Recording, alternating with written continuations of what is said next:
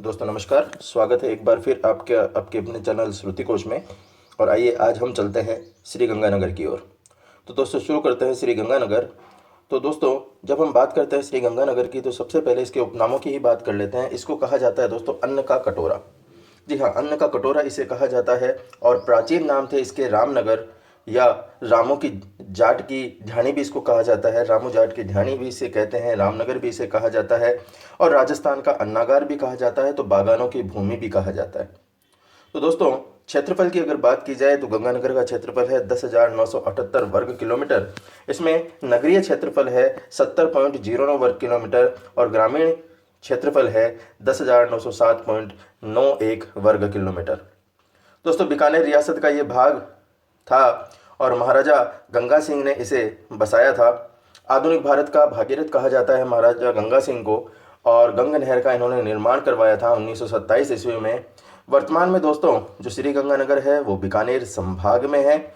और अगर इसकी बात की जाए तो इसकी जो सीमाएं हैं वो अंतर्राष्ट्रीय एवं अंतर्राज्यीय दोनों ही प्रकार की सीमाएं इसे लगती है।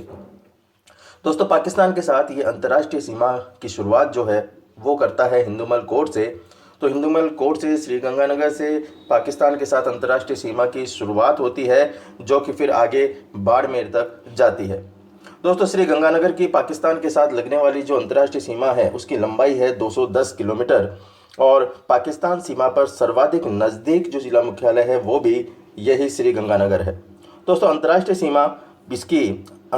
सीमा जहां पाकिस्तान के साथ लगती है, वहीं पर अंतर्राज्यीय सीमा जो लगती है वो लगती है पंजाब के साथ। दोस्तों राजस्थान के सबसे उत्तर में कोणा गांव गंगानगर तहसील जो है वो गंगानगर में है। जब हम राजस्थान के बात करते हैं उत्तर दक्षिण और पूर्व पश्चिम की, तो सबसे उत्तरी जो क्षेत्र है राजस्थान का वो है कोणा गांव गंगानगर। दोस्तों जनसंख्या की बात की जाए तो जनसंख्या है यहाँ की 2011 की जनगणना के अनुसार 19,69,168। उसमें पुरुष जनसंख्या है 10,43,340 और महिला जनसंख्या है 9,25,828। लिंगानुपात की बात की जाए तो लिंगानुपात है दोस्तों यहाँ का 887 और जनघनत्व है 179 179। दोस्तों साक्षरता दर 69.6% है। तो पुरुष साक्षरता 78.5% है और महिला साक्षरता है 59.7%। दोस्तों 0 से 6 आयु वर्ग की जो जनसंख्या है वो है 2,55,475। वहीं पर 0 से 6 आयु वर्ग का जो लिंगानुपात है वो है दोस्तों 854। बात करें आइए यहाँ के दर्शनीय स्थलों की, तो यहाँ पर गुरुद्वारा बूढ़ा जोहर है जो कि राजस्थान का स्वर्ण मंदिर कहलाता है। जी हाँ, राजस्थान का स्वर्ण मंदिर कौन सा है? गुरुद्वारा बूढ़ा जोहर है। जैसे कि पंजाब में अमृतसर जो है स्वर्ण मंदिर के नाम से जाना जाता है, वैसे ही राजस्थान के अंदर गुरुद्वारा बूढ़ा जोहर राजस्थान का स्वर्ण मंदिर के रूप में जाना जाता है। गंगानगर के राय सिंह नगर में डाबला गांव के पास ये गुरुद्वारा बूढ़ा जोहर है और राजस्थान के प्रमुख गुरुद्वारों में से एक इसे माना जाता है। दोस्तों हर महीने की अमावस्या को यहाँ पर मेला लगता है और विशाल मेले का जो आयोजन होता है वो श्रावण अमावस्या को होता है। इसका निर्माण जो है वो संत बाबा फतेह सिंह की देखरेख में करवाया गया था 1954 में। और गुरुद्वारा के अंदर जो एक तल है वो 80x90 का है। इसमें 22 खंभे लगे हुए हैं और 140 जो है वो कमरे जो यहाँ पे बने हुए हैं। तो राजस्थान का सबसे बड़ा गुरुद्वारा होने का सौभाग्य भी इसको प्राप्त है। बात करते हैं दोस्तों डाडा पंपा राम का डेरे की। ये विजयनगर के अंदर है और पंपा राम जी का समाधि स्थल है। सिख संप्रदाय के धार्मिक स्थल के रूप में इसे जाना जाता है और फाल्गुन में 7 दिवसीय मेला जो है यहाँ पर लगता है और मेले का जो समापन है वो संक्रांति के दिन जो है वो किया जाता है। दोस्तों पंजाब, हरियाणा, दिल्ली, एमपी, यूपी, बिहार, राजस्थान, ये जो श्रद्धालु है ये डाडा पंपा राम के डेरे पर आते हैं। बात करें अगर हिंदूमल कोट की, तो ये भारत पाक अंतर्राष्ट्रीय सीमा पर स्थित चौकी है। राजस्थान में पाकिस्तानी सीमा का जो उत्तरी शहर है वो हिंदूमल कोट को कहा जाता है और श्री गंगानगर से 10 किलोमीटर दूर ये अवस्थित है। दोस्तों बात करें अनूपगढ़ की, तो अनूपगढ़ 16वीं-17वीं शताब्दी में नाम था इसका चुडेर और 1678 में नवीन दुर्ग का निर्माण किया गया और इसका नाम बीकानेर नरेश अनूप सिंह के नाम पर अनूपगढ़ पड़ा। दोस्तों बात करें अगर सूरतगढ़ की, तो सूरतगढ़ बीकानेर नरेश सूरत सिंह ने 1799 में ये दुर्ग बनवाया था और 1805 में ये बनकर तैयार हुआ। 1856 में दोस्तों सोवियत रूस के सहयोग से केंद्र सरकार ने पूर्णतः यंत्रीकृत जो फार्म था उसकी स्थापना यहाँ पर कर दी। बात करें दोस्तों गजसिंहपुर की, तो गजसिंहपुर के चिमनलाल गीदड़ के पास प्राचीन सिक्कों का संग्रह मिला है दोस्तों। यहाँ पर सूरतगढ़ सुपर थर्मल पावर संयंत्र भी है, जिसे सुपर क्रिटिकल ताप विद्युत गृह कहा जाता है। राजस्थान का प्रथम सुपर थर्मल पावर प्लांट होने का ये सौभाग्य जो है Suratgarh super thermal power plant को दिया गया है। सबसे बड़ा तरल ईंधन और लिग्नाइट आधारित ये बिजली घर है।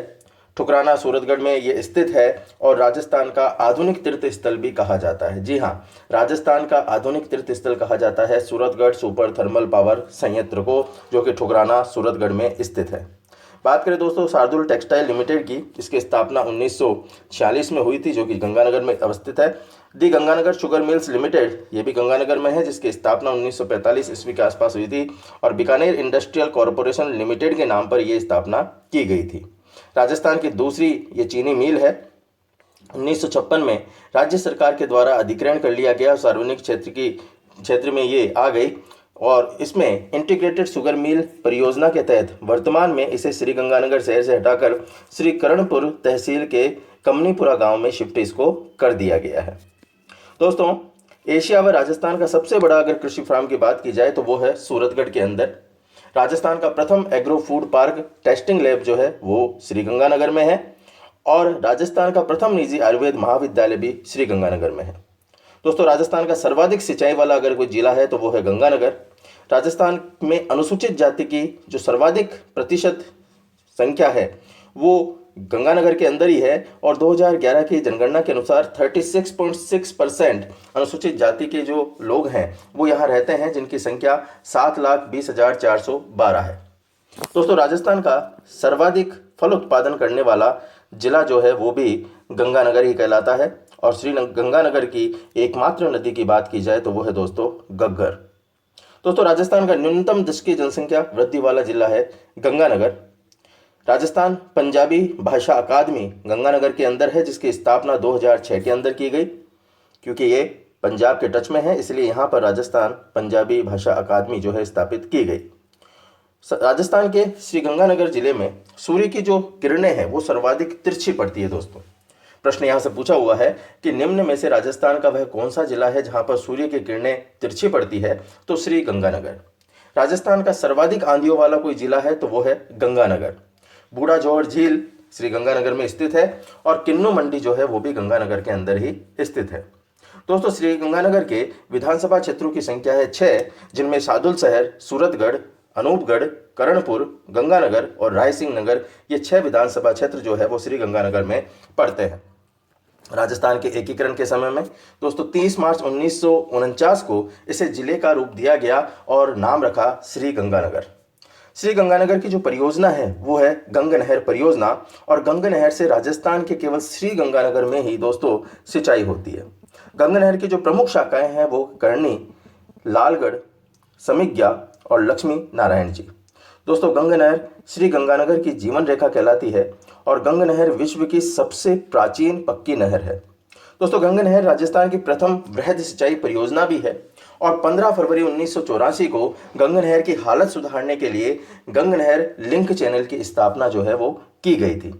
इसकी लंबाई जो है 80 किलोमीटर है गंग नहर लिंक नहर चैनल की और उद्गम इसका लोहागढ़ हरियाणा से हुआ, जो कि साधु वाली गंग नहर में विलय होता है गंगानगर में। दोस्तों लूणकरणसर लिफ्ट नहर से गंगानगर व बीकानेर को सिंचाई की सुविधा मिलती है। तो इंदिरा गांधी नहर की 2 शाखाएं जो है वो गंगानगर में स्थित है, सूरतगढ़ शाखा और अनूपगढ़ शाखा। दोस्तों यहाँ पर कर्नल अवतार सिंह चीमा एक व्यक्तित्व हुए जिन्हें अर्जुन पुरस्कार मिला, प्रथम भारतीय माउंट एवरेस्ट विजेता भी ये रहे हैं। मीनाक्षी आहूजा ये 2007-8 के अंदर सुमनेश जोशी पुरस्कार इन्हें दिया गया और इनकी कृति थी रेत पर बने पदचिन्ह और राजस्थान साहित्य अकादमी के द्वारा यह पुरस्कार मीनाक्षी आहूजा को दिया गया इनकी कृति रेत पर बने पदचिन्ह के लिए। दोस्तों मेहरदीन जो है वो रुस्तमे हिंद के नाम से जाने जाते हैं। भारत भीम और भारत केसरी का खिताब इनको दिया गया मेहरदीन को और ये भी गंगानगर से बिलोंग करते हैं। दोस्तों जगदीश सिंह की बात की जाए तो इनका नाम शायद अछूता नहीं है। और ये एक गज़ल गायक थे जो कि जन्म 1941 में इनका गंगानगर में हुआ और विश्व प्रसिद्ध ये गज़ल गायक बने। 2003 में इनको पद्म विभूषण भी दिया गया और 10 अक्टूबर 2011 को इनका निधन हो गया। दोस्तों, राजस्थान में गंगानगर में ही एक केजरीवाल आयोग का गठन किया गया था 11 फरवरी 2005 को।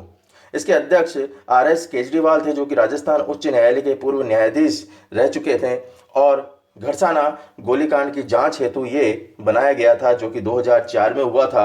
दोस्तों, पानी की पूर्ति न होने के कारण ये आंदोलन जो है वो किया गया था और उसका नेतृत्व करता जो थे वो हेतराम बेनीवाल और शोयन सिंह थे। और इसमें दोस्तों चंदूराम जो है वो शहीद हो गया गोली लगने से। दोस्तों, राठी गाय का शोध केंद्र ये अनूपगढ़ के अंदर स्थित है। नाली किस्म की भेड़ें जो हैं वो भी श्री गंगानगर के अंदर स्थित है और नाली किस्म की जो भेड़ें हैं उससे ऊन का रेशा सबसे लंबा रेशा जो है वो मिलता है। दोस्तों, राजस्थानी भाषा को राजकीय भाषा की मान्यता दिलाने हेतु मायड़ भाषा सम्मान यात्रा निकाली गई जो कि श्री गंगानगर से दिल्ली निकाली गई थी। ये 21 फरवरी 2005 को ये यात्रा निकाली गई थी। राज्य का पहला बायोमास आधारित संयंत्र जो है वो पदमपुरा गंगानगर में है और राज्य में सर्वाधिक कृषिगत औजार जो है वो भी गजसिंहपुरा गंगानगर में है।